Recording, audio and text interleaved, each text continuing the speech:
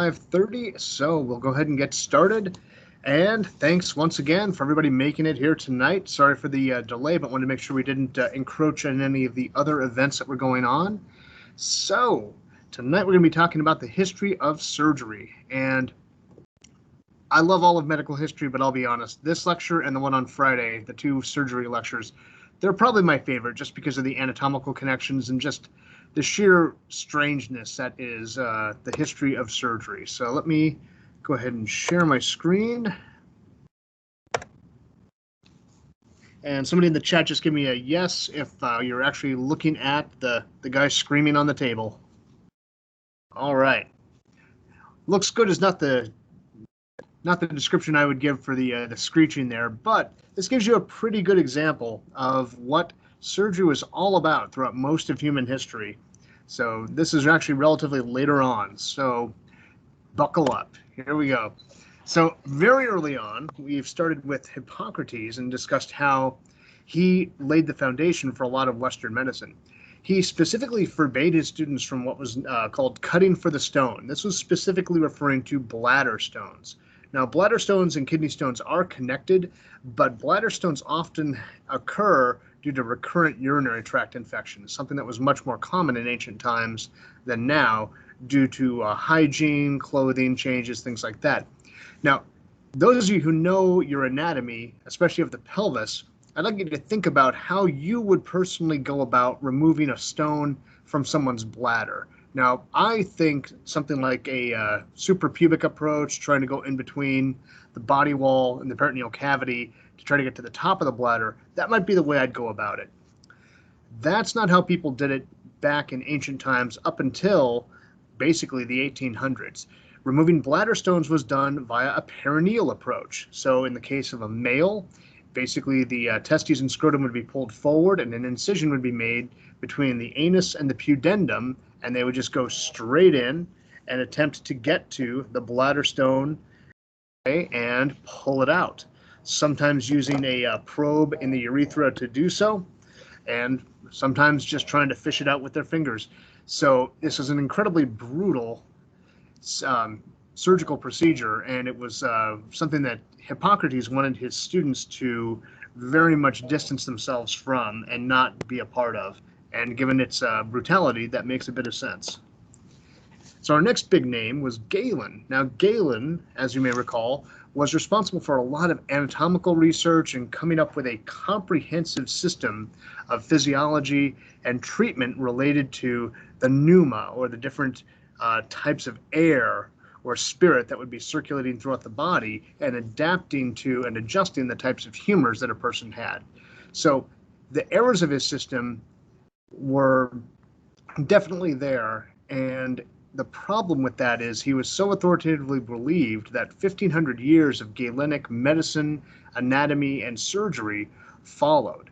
But I think one of the things that impacts us most in this lecture is that Galen continued and really reinforced the Greek ideal that intellectual activity and manual activity were different. Manual was inferior, and that put surgery on a much lower plane than the physicians, the people who would practice medicine, in terms of thinking about how authoritative sources would categorize disease, ask someone to treat disease, and so forth. And the people who actually got their hands dirty, the surgeons, were not considered to be anywhere near as high caliber as the doctors, the physicians at the time. So this distinction stuck with us throughout most of Western history and went along with Western civilization into the Islamic empires after the fall of Rome. So one of the big names in terms of Islamic surgery was al-Zuhairi, and his Latinization was called Abulcasis, which I don't really get that transition, but might be something to do with the dialect. And he was in Spain, in a city called Cordoba, and he was a physician and surgeon to the local caliph there, and he was one of the people who advanced the act of cautery, of using hot metal to close up wounds, but that wasn't the only thing that he did. That's something that's very much associated with the Islamic surgeons, but he actually came up with a few other things that we'll talk about on the next page. And he put those in one of his works, The Method of Medicine, the Kitab al-Sarif, and that was right at the millennium, at 1000 CE or 1000 AD.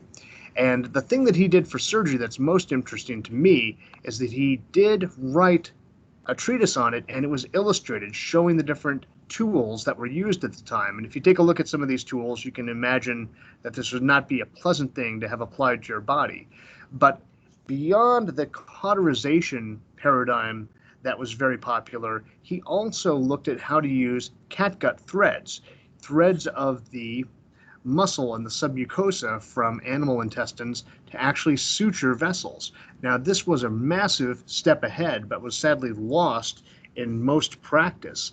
And so he was basically time, and it wasn't until this was rediscovered by Ambrose Pare, who was actually referring to some of these works, that the use of suture became a little bit more pronounced. Now, medieval Europe maintained that distinction between manual labor and intellectual, being much inferior to the other. And this is reflected in the surgeons and the physicians, but also the barbers. And throughout this talk, I'm going to have difficulty explaining what exactly a barber is versus a barber surgeon. And largely that's because those distinctions varied from country to country. The distinction of what a barber versus a surgeon versus a barber surgeon were changed whether you were in England, France, Germany, depending on what time you were in any of those countries. But barbers drew blood and pulled teeth, gave enemas, cut hair. They were basically the people who carried out the procedures that were prescribed by the physicians. The physicians might look at the little urine wheel, check out the person's urine to see what color it was, but they were not going to be the ones actually doing the bleeding. So the barbers or barber surgeons were the ones who did that. In general, once the barbers started dealing with wounds, that's when we start referring to them as barber surgeons. And the fact that these people were dealing with wounds in a pre-literate society means that they needed some way to advertise. So if you are going to help someone get over a wound and you need to put out a sign, but that sign can't really communicate in a written language because neither you nor your patient speak it, what are you going to do? Well, you wrap a bloody rag around a pole and put it outside, and that's where the barber pole is reputed to have come from. Now, the fact that barbers and barber surgeons were actually carrying out manual activity really actually made them potentially the most interesting group of people at this time, because they weren't restricted by authoritative sources as much, and they were really well positioned to make advancements in surgery and come up with new and effective treatments. But the problem is that the Council of Tours in 1163 forbade monks and other clerical people from conducting surgery, which basically meant it became a craft art, because only the literate people, the literate people tended to be clustered around the church and the upper aristocracy, and so by preventing them from being there, the barbers and barber surgeons were largely just going to be people who passed it on from master to apprentice, but with no written records of it and no real elaboration on why some things work better than others. So why would they draw blood, and what would they do with it? Generally, they would draw blood to adjust the humors. As we discussed last time, you would try to deal with someone's excess of a humor by drawing the blood off. If they were too sanguine, they had a little too much blood, you draw that off, and it was generally just either spilled on the ground or caught in a little bit of not a vial, but kind of a tub, and would be dealt with after that. I don't believe it was recycled, but I could be wrong. Thanks for the question there. So, in France, the college in Paris separated the barbers from the academic surgeons. The academic surgeons basically they were basically pretending to be physicians. They would wear the long robes. They would refer to the Islamic and Greek texts authoritatively, and were essentially just trying to be high-standard surgeons and pushing off all the manual labor or the grunt work onto the barbers, who were given short robes to wear And essentially you now had not one ineffective group of people at the top like physicians. Now you had two. You had the physicians and the academic surgeons living every day trying to just mimic what was done in the past rather than try to find any example of new treatment or looking for discrepancies or problems in their authoritative sources. Now, the English did something very interesting in that 1540, the surgeons were chartered as a single guild, and in this case, we at least have some distinctions about who does what. In England, the barbers were allowed to have a blue and white pole. They pulled teeth, they bled, they cut some hair, they shaved people. Basically, some of the things we associate with barbers now, cutting hair and shaving, whereas the academic surgeons were the ones who would deal with interventions that were more invasive. So doing amputations, helping people seal up wounds, and essentially that's where the red and white pole came from. Now, at some point, that flipped around, and we now have red and white poles for people who cut hair, barbers who do that. So I'm not quite sure what the distinction is on how that switched around. So it's easy to just say that nothing good happened in the Middle Ages, and that's that. But the Middle Ages were not the intellectually stagnant time we sometimes leave it as. It wasn't awesome, but there were people who were working to try to understand how the world worked, and there were some bright spots. And one was Guy de Chauliac. He was a French surgeon, and he was actually the surgeon to three of the popes in Avignon. For anyone who doesn't know, for a while, the papacy moved from Rome to southern France in a city called Avignon. It's referred to as the Babylonian captivity. And the popes in Avignon were basically, holding court there. And he was the surgeon for three of those popes. He caught the plague when it came through Avignon, but documented his symptoms and actually distinguished the bubonic form, where you have lymph nodes swell up, from the pneumatic form, which is spread through droplets and is much more virulent. He told the Pope to stay away from basically going outside, don't leave his chambers, and keep two large fires burning at all times, which I think, honestly, not terrible advice when you're trying to get through a pandemic. So he wrote a massive book called Chirurgia Magna, and you'll see surgery spelled this way very frequently in history, chirurgica, or chirurgery, and he basically described various surgical concerns. Now, the treatments would not have been effective in the way that we would hope for today. In fact, the most common surgical treatment for hernias, let me jump to the chat. Somebody tell me what you think the most common treatment for hernias was historically, the surgical treatment of hernias. And I don't expect you to get it right, so go ahead and just enter any possible thing that jumps to your mind.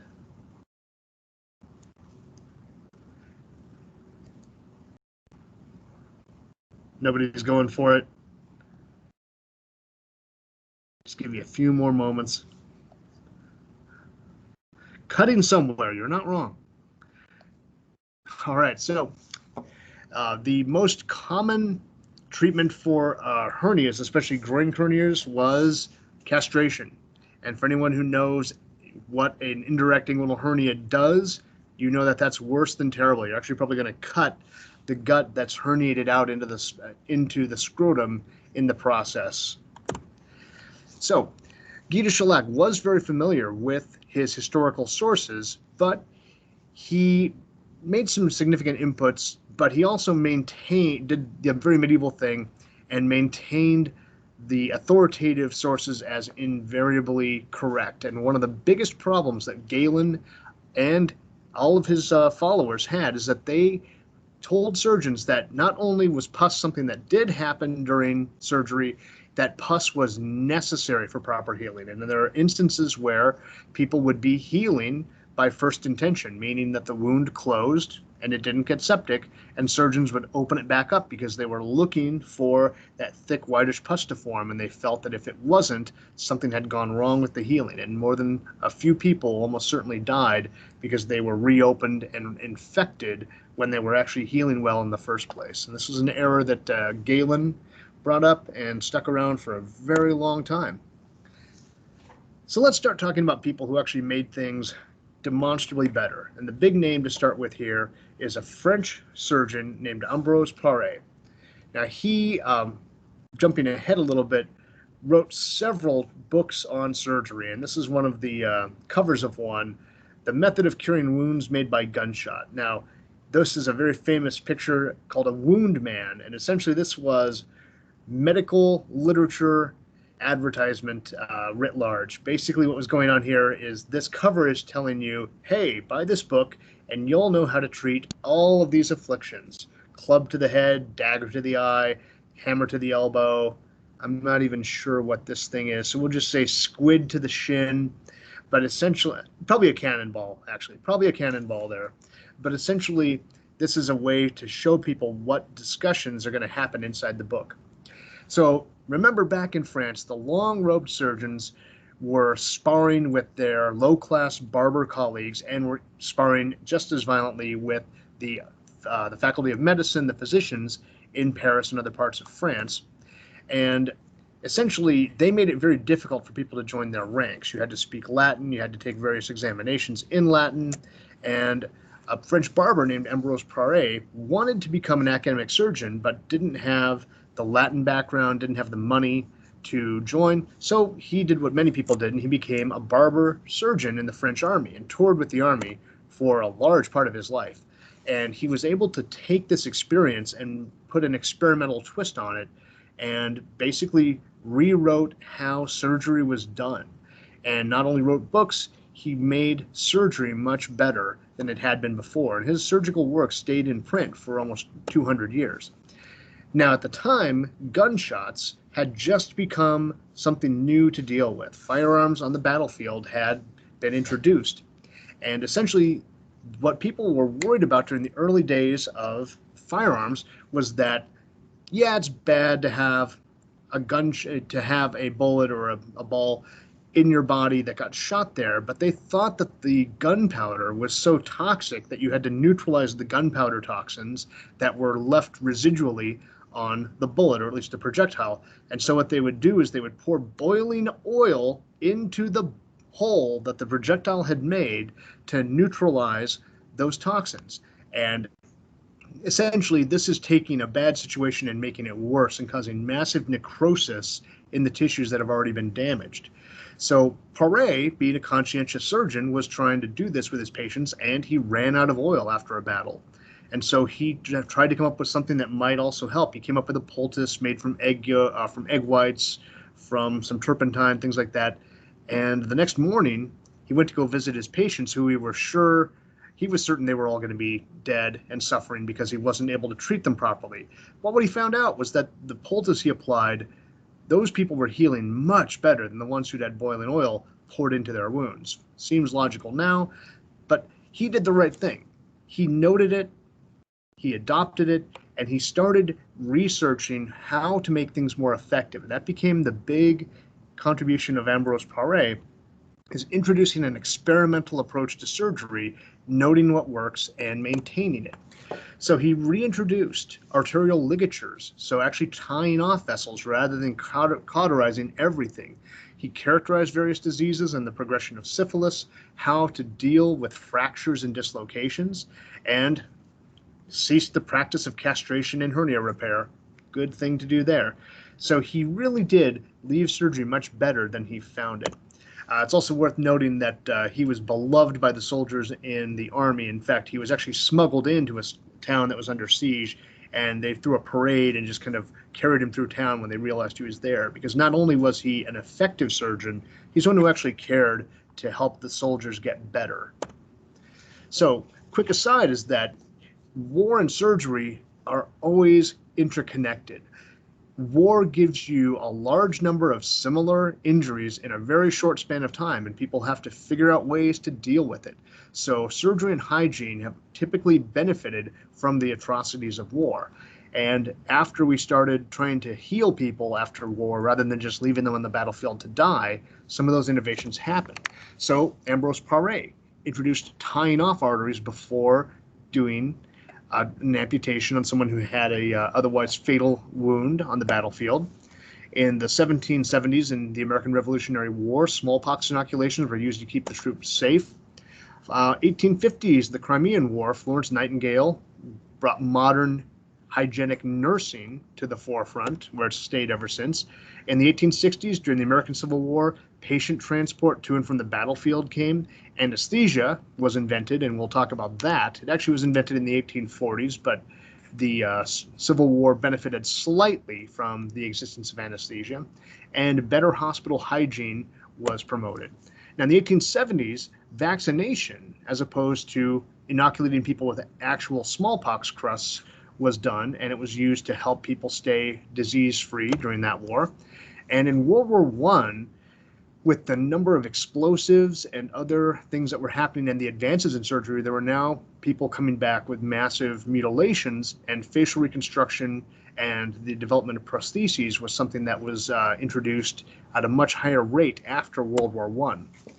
Now, in the 1950s and 70s, we have rapid transport, not just horse-drawn carriages, but actually evacuating people quickly with helicopters and things of that nature to hospitals, whether they be site hospitals nearby or more advanced centers further away. And neurovascular treatments, limb reattachments became more prominent during that time. So, and currently, the wars that we're engaged in now, there are a lot of concussive injuries that people suffer. And so these concussive injuries are known to now cause neurologic problems beyond PTSD. They're going to be causing contusions and concussions, diffuse axonal injury, and we're learning how to deal with those conditions a little more effectively because of the number of those injuries that we're seeing. Now, one other big thing with war is the constant struggle to maintain hygiene.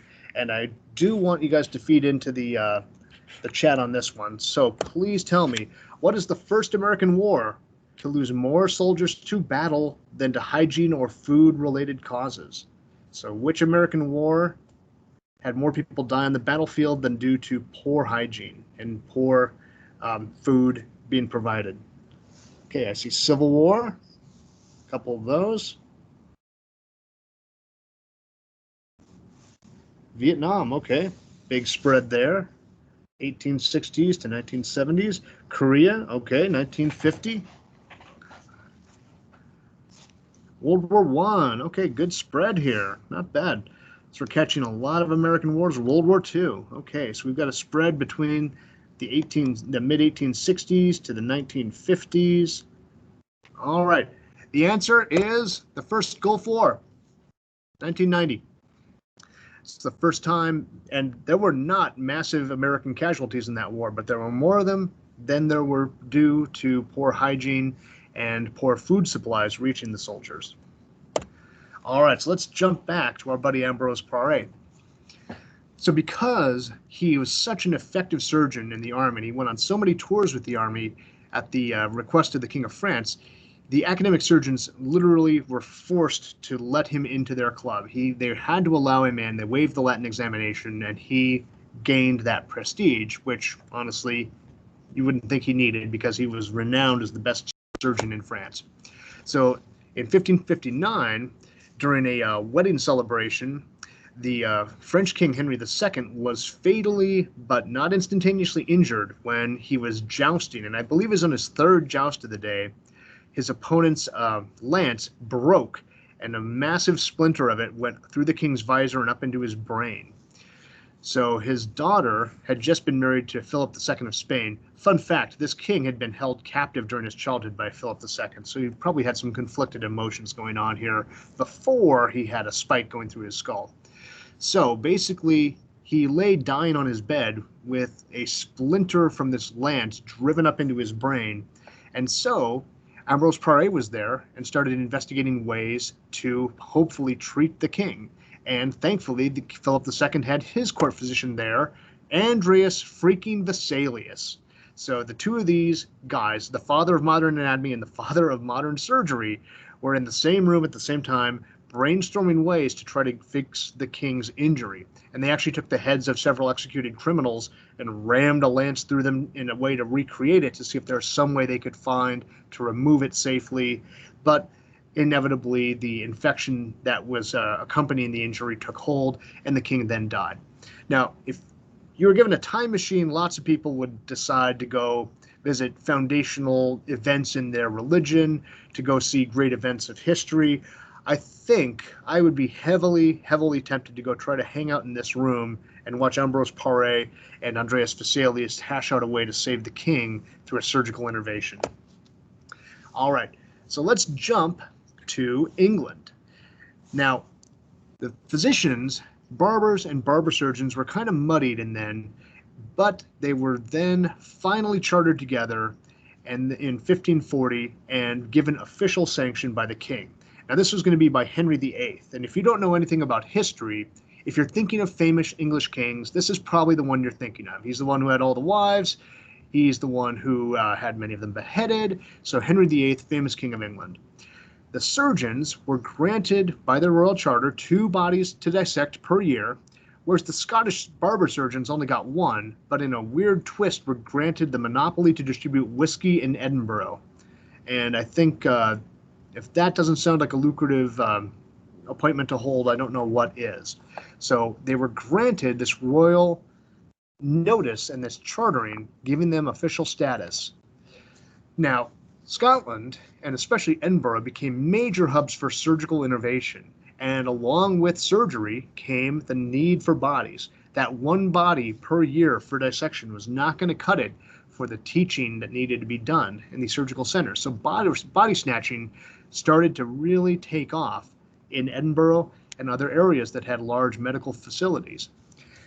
Now, Edinburgh had an interesting thing happen where a single family held the chair of anatomy for 126 years.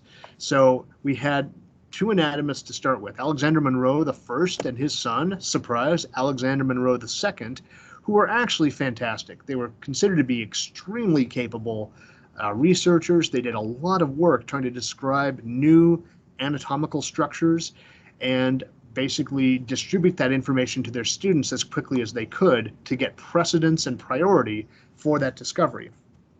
The third member of the family, though, is considered to be a real letdown. Alexander Monro Tertius III stuck into this teaching position for many, many years. He was reputed to only ever refer to his father and grandfather's notes without elaborating on them. He was very dirty and unkempt. And in fact, Charles Darwin was one of his students at the medical school and just wrote that he wasn't even able to describe him. He found him so repugnant and disgusting and went to go to a separate anatomy school that was a private school in town. So just imagine paying your tuition at medical school, but then going and on your own dime paying additional to a freelance school in town just so you could learn anatomy better. Interesting times. So let's talk a little bit about body snatching. Edinburgh, as a major surgical center, was a major site for body snatching. And this often became known as Burking, when you decided to cut out the middleman and not wait for someone to die, but murder them and then sell their body to an anatomy school.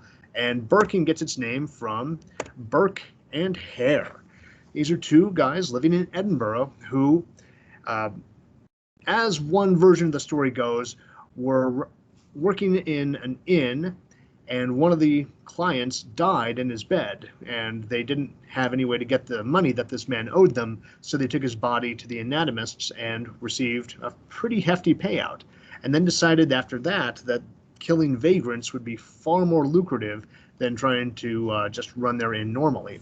So Burke and Hare were eventually caught because they were getting very sloppy and just delivering people who were known to the faculty and the students at the school to the anatomists for dissection. I should mention, by the way, this has been turned into a musical, which, not a musical, pardon me, a comedy, which sounds terrible, but it's got Andy Serkis and Simon Pegg in it. So, you know, it's actually pretty funny. So if you feel like a good morbid laugh, you could do worse than Burke and Hare. So inevitably, this went poorly. Hare actually decided to testify against Burke. Burke was executed, and because irony is delicious, he was skeletonized by the surgeons, and his skeleton still hangs in the Royal College of Surgeons in Scotland to this day. And just to be efficient, they also took several books and bound them in his skin, and you can actually see books that were bound in the skin of Burke for punishment for murdering people to sell to the surgeons in the first place.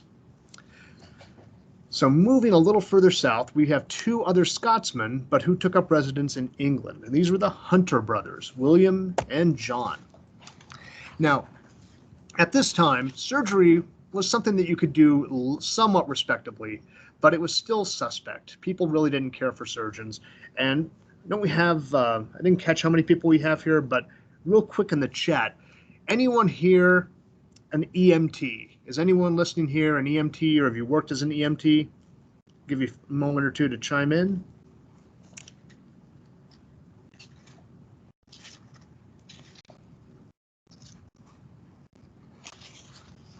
All right, got one at least. All right, so, oh, there we go, got a few. All right, so Alexander and Ben, would you, oh, there we go, Paul. Would you guys say you were, you felt respected as a colleague, as a medical professional by those around you, that being an EMT granted you social status and esteem from others?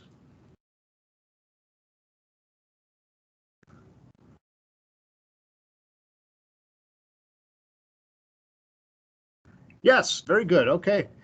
So one reason I bring that up is because I've heard a lot of people say some very disparaging things about EMTs. And EMTs are just trying to get you safe and sound to the hospital, stabilize you, get you there. So if you think about the snide things you may have heard people say about EMTs, that's basically where surgery was at this time. A very worthwhile profession that wasn't thought of that highly. Surgery moved from that status to the pinnacle of intellectual and manual work with the efforts of William and John Hunter. So essentially, William Hunter moved to England after doing his medical school, became an obstetrician, but also opened an independent anatomy school. And it was very, very popular. He was a skilled anatomist and researcher, just did a lot of description of different structures, procedures, and different anomalies. And so he brought his brother John in to help. Now, John was not illiterate, although he was probably barely literate. He preferred running around nature, studying things for themselves, to doing coursework. He never excelled in school, didn't go to university, but he was extremely skilled manually and was pretty much running the anatomy school within a few years of moving to England to work for his brother William. So it was clear that he would be an excellent surgeon, but he couldn't really handle going to university. So he did what Ambrose Pare did and joined the military, worked as a surgeon for a while, and then came back and was able to train in the hospitals in England under some of the major names at the time, people like William Cheselden and Percival Pott, who were very influential surgeons in the founding of different procedures and different approaches like orthopedics. So John Hunter was a fully licensed surgeon after a while, despite his lack of intellectual background, but he made up for it with just a ravenous curiosity about the natural world. And he spent hours, 19 hours a day, writing, dissecting, working with his students, then actually attending to his clinical practice, visiting patients, working in the hospital, and then coming back home, working with his house pupils, and then sleeping for 4 hours or so before doing it all again. He did an amazing amount of research and description of anatomical anomalies, described new clinical procedures that were based in science rather than just tradition. But this came at a cost, and the cost was that he needed specimens on an industrial scale.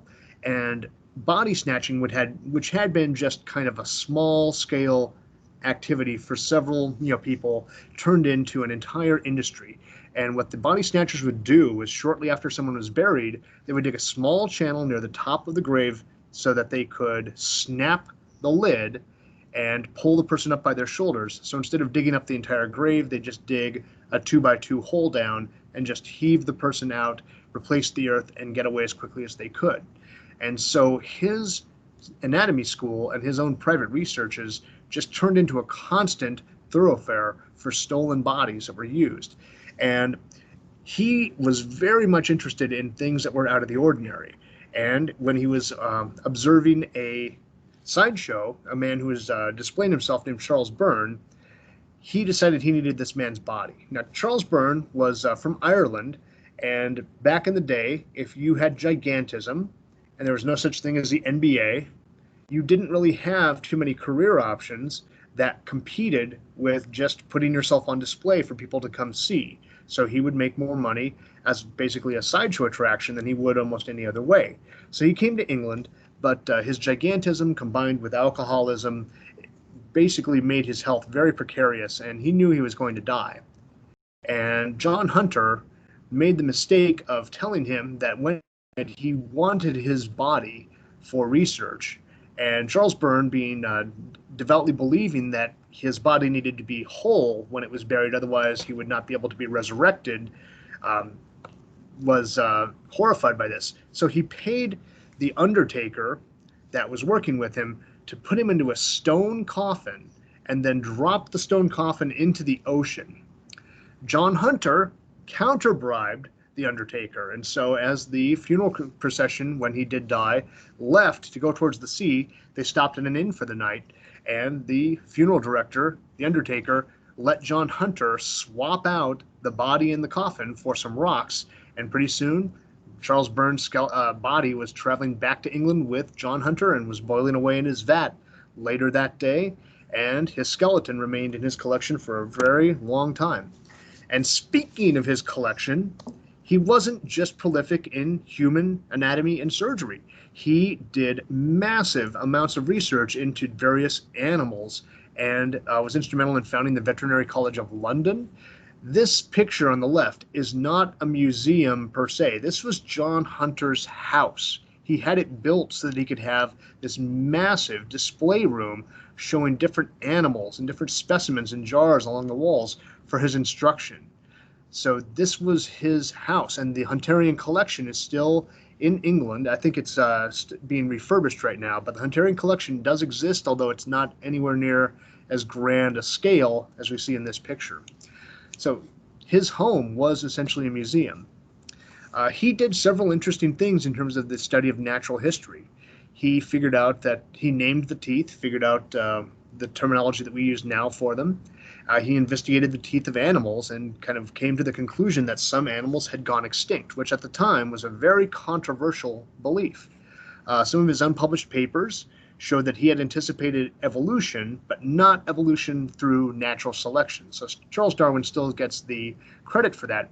But the Royal College of Surgeons was so worried about these papers and this belief of permutation of one species into another that they actually refused to publish it and only rushed it out after Charles Darwin's Origin of Species came out as a way of kind of saying like, well, John Hunter figured a lot of this out earlier. So despite the fact they refused to publish it.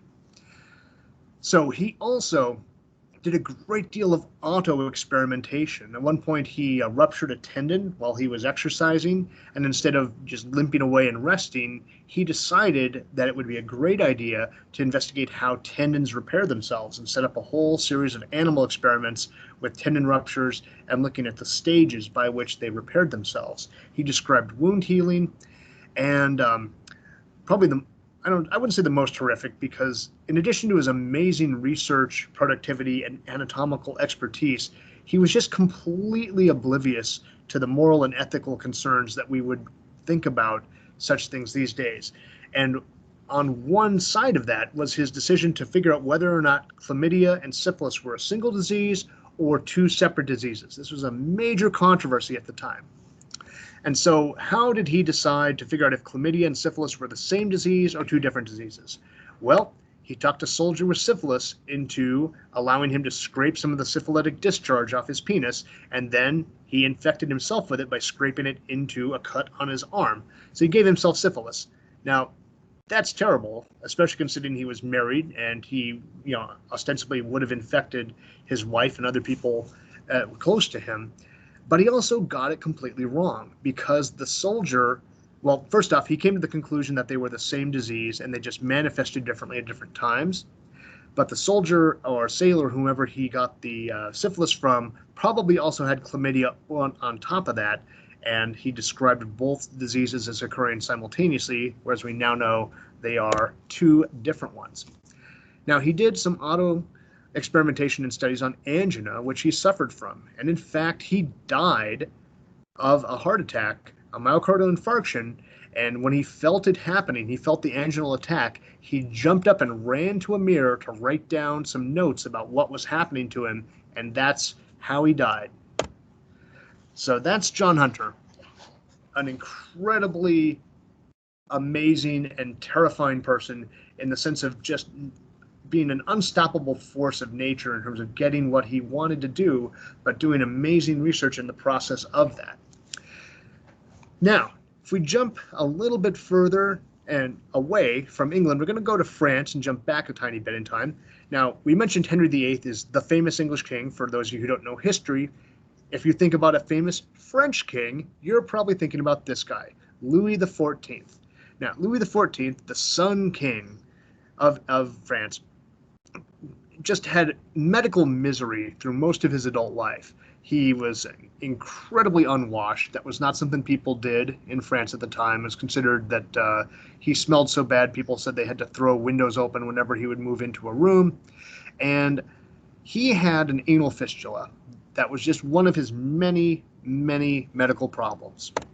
And an anal fistula, for those who don't know, is an opening near the anus, which basically connects the rectum to the outside via another passageway that is not the anus. This can be brought on through long-term inflammation in the area, injury in the area, and essentially it was very painful, can cause sepsis and death. And so he basically tasked the court barber, a guy named Charles Francois Felix, to figure out a way to fix it. And Charles Francois Felix then had to operate on the anus of the King of France. And fame and fortune would be his if he succeeded, but he would probably have to have a fast horse and a quick getaway in case he failed. So he did experiments on multiple peasants trying to perfect the surgery, and all the peasants that he tried to do anal fistula repairs on died. Not an auspicious start. But when he did the procedure to Louis XIV, Louis XIV survived. Now, I'm going to jump back to the chat real quick. If you were in his place and you were about to operate on the King of France, what would you do to your instruments beforehand that you might not have done when you were working on the anuses of peasants? By the way, I'm not endorsing treating any patient differently based on their socioeconomic status, but if you were Charles Francois Felix, what would you do before the King of France in the surgery? You would clean the instruments, exactly right. You would actually try to make sure they looked nice, which would involve washing them. And that may be why Louis XIV survived and lived many more years after this. Now, because of this, Louis XIV decided, oh, surgeons and barbers are wonderful. We are going to charter them and make them legitimate all at once. And so overnight, surgeons became relatively high status in France as a result of this.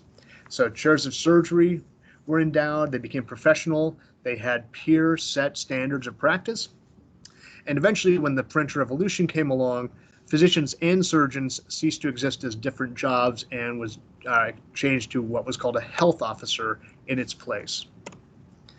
All right, so throughout all of human history, we've seen some development of surgery, not as quick as some of the other developments, although at this period of time, post-Vesalius, we are actually getting a significant amount of anatomical knowledge married to the practice of surgery. So we can actually theoretically know what we're trying to accomplish. But the major problem that surgery had to deal with was twofold. First, surgery was just brutal. It was an awful, awful thing. People would avoid it if they could, no matter what, because you knew you were going to be in horrible, agonizing pain for the length of the procedure and the recovery time. And the fact was, even after that horrible experience, you were very likely to get septic and die. So people did everything they could to avoid getting surgery if it was at all possible. So what were the two big landmarks that we had to get past to make surgery into its modern state? It's going to be anesthesia and antisepsis. So we're going to start with a description of anesthesia, and then we'll finish up next week by following up on that. But I'll try to get through, in the time we've got, the history of anesthesia and how it was applied to surgery in the first place.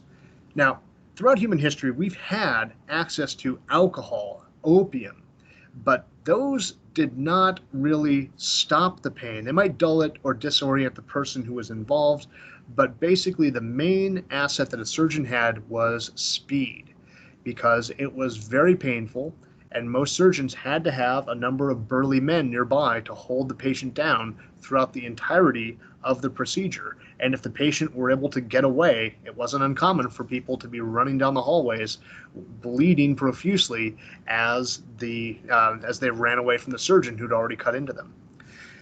The knife here, by the way, is called a falciform knife, and it was used very, very often in amputations to do quick cleaving through there. And if you guys can see me, basically after the people were holding on the leg, the surgeon would wrap his arm as far as he could around the leg with that knife, and then as quickly as he could slice through as many layers as possible that quickly. Now, in 1807, at the Battle of Borodino between the French and the Russians, a surgeon named Dominique Larrey was doing just amputation after amputation. The number is that he did over 200 amputations within a day. And he noted that these amputations were horribly painful, but they were less painful when the soldiers had been kind of stuck on the icy battlefield for a longer period of time, and their legs or arms were numbed by that ice and that cold. So he then tried to replicate that by using snow and ice to dull the area around an amputation. Worked a little bit, didn't work tremendously, but he was willing to innovate and also introduced horse-drawn ambulances to get people out of the area where they'd been wounded so that they could be triaged and treated at a field hospital. But the true innovation of surgical anesthesia is something that happened in the 1840s. And let's get a little gleam of patriotic fervor in our eyes. Anesthesia is the first major American contribution to the history of medicine. And the introduction of surgical anesthesia brought peace and quiet to the surgical theater, but brought nothing but misery to the people who were involved in discovering it. So let's get to know some of these people and the horrendous interpersonal dysfunctions that were at play between them. Now, back in the 1840s, if you wanted to go enjoy yourself, you might be able to go see something at a theater. You might be able to hear a musical performance, but there was no TV, there were no movies, and so people would do something else to have fun. And one of the things they do to have fun is they would go to a laughing gas party. And nitrous oxide, which had recently been not discovered but been made practical to create large volumes of, would be brought around. People would create the nitrous oxide. People would go up on stage at a theater, suck down nitrous, act silly. Everybody would have a good laugh. Then they'd walk back to their seat. Someone else would do it, and so forth. So laughing gas parties were something that people would do for fun. And I don't know if that's the origin of the phrase, oh, we all had a gas or something like that, but wouldn't shock me. So after a laughing gas party, a dentist, a guy named Horace Wells, went back to his seat, and one version of the story goes, just jammed his knee into the seat on his way back, but didn't know about it until the next day. And he thought to himself, wow, I didn't feel any pain when I smacked my knee into this chair. I wonder if I could use this to pull teeth. And he did. So he started extracting teeth using nitrous oxide. And he thought to himself that this could actually be much more broadly applied. So he approached a guy named John Collins Warren, who was the head of surgery at Boston General Hospital. John Collins Warren was a very respected surgeon, and it's to his credit that he was willing to entertain this at all. Dentists were not considered to be on the same par with surgeons, and he said, okay, yeah, you can come in and anesthetize a patient before I do a surgery. So Horace Wells came in with his nitrous oxide, but the patient backed out at the last minute, and so Horace Wells asked if any of the students present wanted to have a tooth pulled under the gas. Now, at the time, the person who volunteered said that he didn't feel any pain. However, when the tooth was pulled, he shouted, or kind of a little screech, and the students in the theater thought this was hilarious. I thought this guy was a fraud, and they just started heaping abuse on Horace Wells. And apparently the most damning thing he heard someone shout at him as he left the theater in complete shame was someone yelling "humbug" at him. So humbug was the height of insult at the time. So there we go. Just in time for Christmas.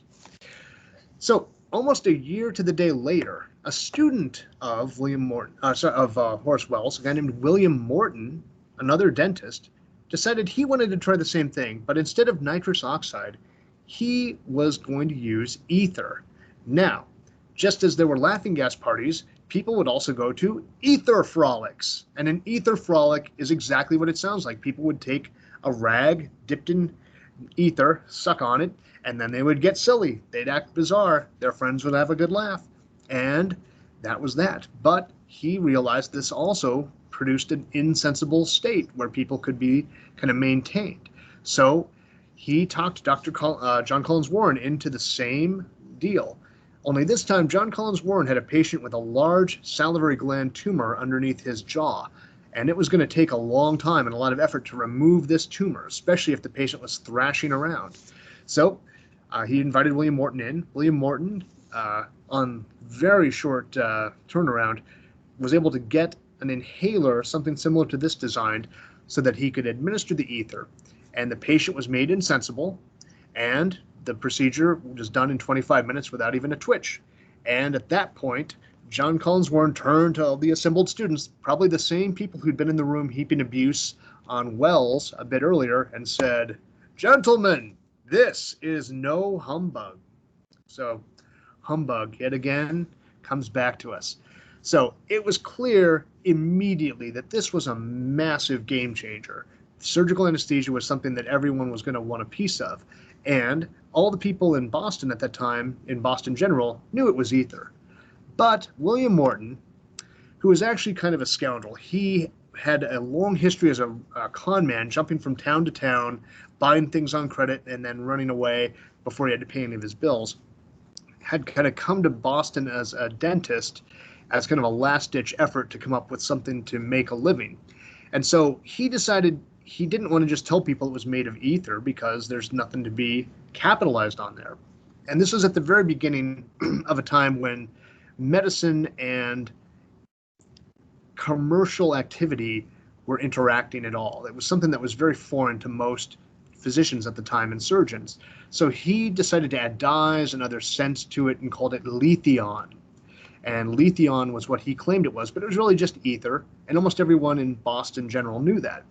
And a Harvard chemist who he'd consulted with, a guy named Charles Jackson, said, "Hey, I was the one who put you on the scent of this in the first place. You need to give me equal credit and half the receipts for any commercial product that you make." Now, Charles Jackson was a kind of a crazy character as well. He was perpetually worried that he was getting ripped off by people stealing his ideas. He claimed that Samuel Morse stole the idea for Morse code from him, that Alfred Nobel stole the idea for TNT from him, and that there's some process for extracting copper was stolen from him. So he was not going to allow yet another chance at fame and fortune to pass him by, whether he truly deserved it or not. So he and Morton entered into a massive dispute, just firing off letters and other public notices against each other. And while this was happening, the Civil War broke out.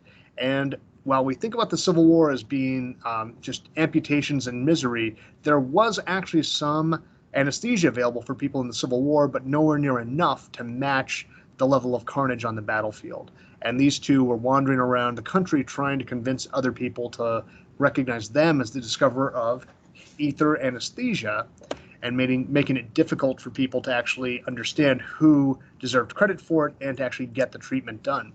So the U.S. government got sick of this complete disaster. We have this amazing discovery that's being completely spoiled by these two acting like children. So in $1860, the government put up a $100,000 prize to anyone who could prove that they had this precedent. So Charles Jackson and William Morton started furiously trying to one up the other. Morton went to D.C. to try to press his case, but he had a stroke along the way, jumped into a river, and then died a few days later. Now, Sherwood Newland is a Yale surgeon and medical historian, and I've never heard this corroborated elsewhere, but in his book, he claims that Charles Jackson was attending a funeral in Cambridge, Massachusetts, And as he was leaving the funeral, he saw William Morton's headstone, the man he despised, this man he'd hated for over half his life. And what did it say? It said, William Morton, inventor and revealer of anesthesia inhalation, before whom, by whom pain and surgery was averted and annulled, before whom in all time surgery was agony. This was enough to put him over the end. Jackson went acutely psychotic and never recovered, dying in an asylum, 7 years later, and true enough, was buried in the same cemetery as his hated rival. So if anyone's ever in Cambridge, you might go looking for the graves of William Morton and Charles Jackson. Now, one final note. 4 years before William Morton's demonstration, a physician in Georgia named Crawford Long had actually used ether for several short operations, little tumor removals, some suturing, some things like that, some amputations of fingers, and he didn't really think it was any sort of a big deal. He was kind of coming up with some way of publishing it, but it wasn't until the $100,000 prize was announced that his friends prevailed on him to actually try to go for it and prove that he had the precedent in using ether anesthesia. Now, if you find this interesting, I've actually given you a very glossed over version of this. It's even more dysfunctional than it sounds. And so this book by Julie Fenster called Ether Day describes the whole thing in all of its just horrendous glory. Crawford Long, by the way, no one ever actually got the money. Crawford Long didn't press his case too hard. He was a rural Georgia physician who just wanted to work and take care of his community, and he actually passed away while delivering a baby, and he felt himself, shutting down, passed the baby to the nurse, and just died on the floor of his office. All right, we're getting close to the end for tonight, but I'm going to just follow anesthesia over to England and Scotland because the doctors and surgeons in Boston relayed this amazing news all over the world as quickly as they could.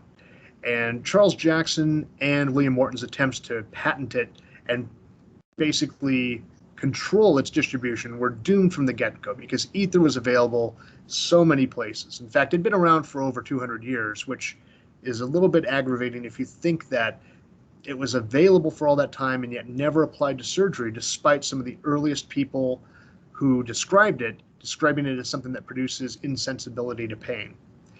But once the cat was out of the bag, it was very quickly transmitted over to England and Scotland.